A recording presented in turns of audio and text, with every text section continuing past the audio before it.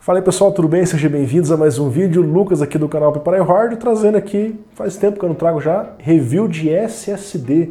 Numa época onde ficou muito popular, as pessoas têm buscado modelos mais rápidos, com maior capacidade. Agora estamos na geração dos Gen 4, que pegam aí 7.000 megabytes por segundo. Daqui a pouco vão chegar os PCI Express 5.0. Já temos notícias de SSD chegando a 13.000 megabytes por segundo, mas muitas pessoas ainda preferem algo um pouco mais básico. E aqui eu tenho um produto diferenciado. Já trouxe aqui no canal o XPG S50, que era aquele Gen 4 de primeira geração, pegava 5.000 megabytes por segundo. Depois eu trouxe o S70, que pegava 7.000 megabytes por segundo. Esse aqui é o S50 Lite. Como o nome diz, é algo mais básico. A ideia dele é ser um Gen 4 de entrada. Então você não vai ver aqui alcançando 5.000, 7.000 megabytes por segundo, mas você vai ver velocidades mais lentas na leitura escrita sequencial, porém compensando isso na leitura escrita aleatória, que é o que mais faz diferença no dia a dia do usuário. Não é nem o sequencial, porque você, a não ser que você mova o arquivo de um lado para o outro e você fique percebendo entre dois SSDs, você vai ver essa diferença mais rápida. Agora, no dia a dia, com pequenas gravações e leituras, a performance aleatória faz mais diferença, e é a proposta justamente do S50 Lite ser uma versão mais barata que o S50, porém mantendo as características de um produto Gen 4, tá certo? Então ele vai alcançar até 3.900 megabytes por segundo. Observa que ele passa um pouco em relação aos Gen 3, que eram os 3.400, 3.500, e gravação sequencial até 3.200, que também passa um pouquinho em relação ao que geralmente oferecia os Gen 3, mas são números que não chamam muito atenção por conta de serem baixos, entre aspas, perto do que as pessoas costumam ver por aí, né?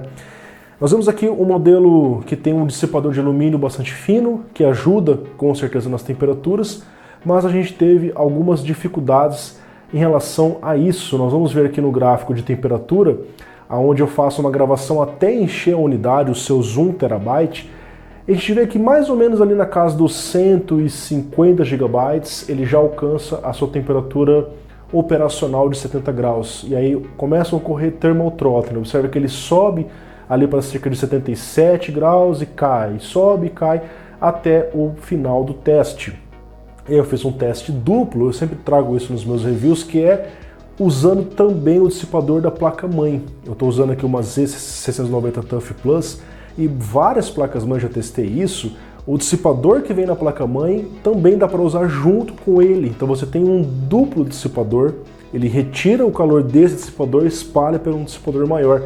E funciona, vocês estão vendo que a gente consegue temperaturas bem menores, ele não alcança o limite operacional, a não ser lá no finalzinho do teste, dá um pique ali em cima e já termina. Observe que a linha verde terminou antes, porque ele concluiu o teste mais rápido. Porque nós temos a seguinte lógica em SSD, isso também se aplica em outras coisas.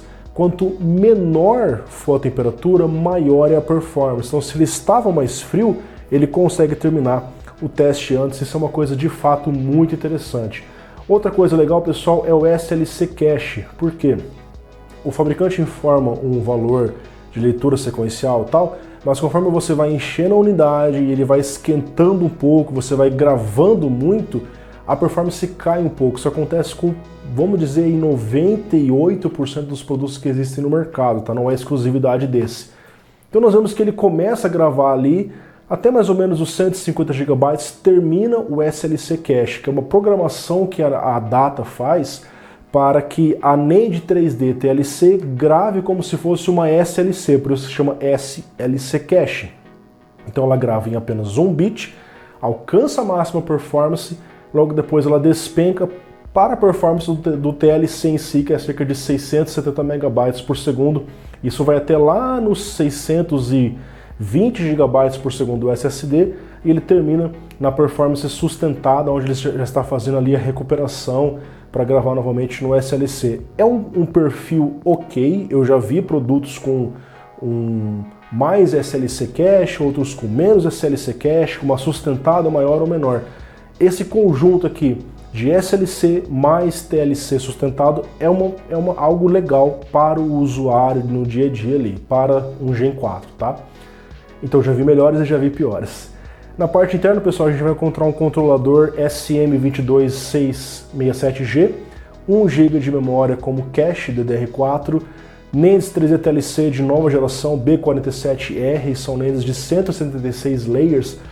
Em relação às antigas que vinham aqui, foi um baita upgrade, foi legal a gente ver esse tipo de NAND por aqui.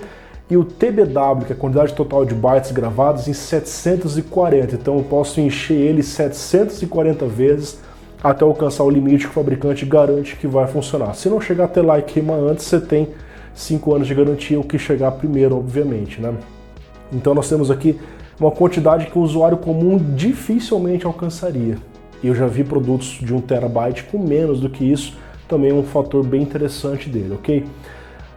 Na parte de performance aqui, pessoal, comparando com outros dispositivos, no SSD escrita sequencial, observe que ele fica ali abaixo do S50, do S70, que são produtos Gen 4 mais rápidos, mas ele fica acima de todos os Gen 3 que nós temos disponíveis no mercado. Então, ainda assim, é um Gen 4 de entrada que consegue ficar um pouco acima dos melhores Gen 3 que existem por aí.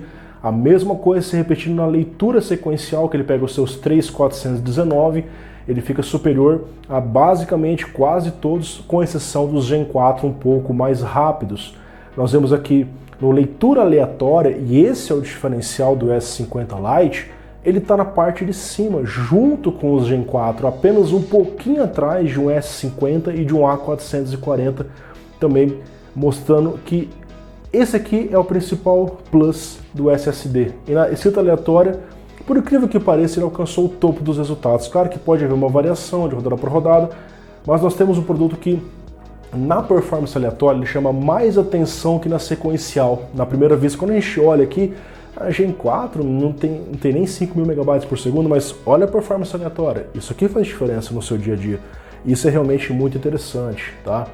Nós vemos aqui o Crystal Disk Mark, mais uma vez ele fica bem posicionado acima de todos os Gen 3 de leitura sequencial. E na escrita sequencial ele perde um pouquinho ali para o Evo Plus, praticamente empate técnico, aí já não mostra tanto o seu diferencial assim. Em Ato Disk Benchmark, no progresso dos discos, nós vemos que ele ali na linha azul acaba tendo um pouco de thermal throttling, que é justamente aquilo que eu mostrei no teste de temperatura. Dependendo da carga de trabalho que você fizer, você não vai ter thermal throttling, tá? Depende de vários fatores, mas no geral a carga que eu aplico é pesada já para mostrar um cenário mais intenso e normalmente vários SSDs têm algum nível de thermal throttling, como vocês estão vendo aqui. A maioria deles tem, com algumas exceções, tá? Na leitura sequencial ele também perde um pouquinho a performance quando ele começa a ficar quente, e aí você tem algumas alternativas para melhorar isso, como o que eu fiz, que é o duplo dissipador. Nos testes do mundo real, transferência de uma ISO, fica empate técnico com vários modelos, e na transferência de múltiplos arquivos, mais uma vez, é aqui que a performance aleatória brilha. Ele está no mesmo nível de um SSD S50, que é um produto melhor, que alcança velocidades maiores. Então isso coloca ele num patamar de performance realmente muito interessante. Carregamento do Windows 10, empate técnico, nada a comentar, da mesma forma que o carregamento de um jogo. Então nós temos aqui, pessoal, um produto realmente bem interessante, o S50 Lite, para quem busca algo acima de um Gen 3, eu quero um pouco mais de performance sequencial, apenas um pouquinho a mais, mas focando principalmente na performance aleatória, sem ter que comprar necessariamente um produto topo de linha aí, Gen 4.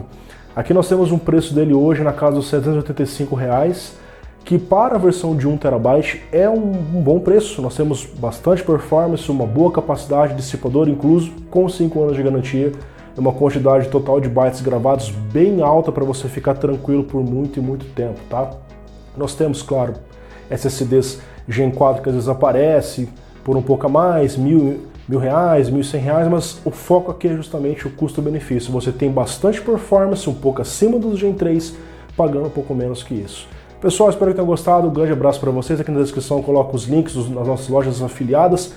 Terabyte Shop, parceiraço do canal, caso você for comprar um SSD, tem na Terabyte Shop nesse momento, ou um PC Gamer, enfim, fica à vontade, clica no link aqui, você estará ajudando esse canal.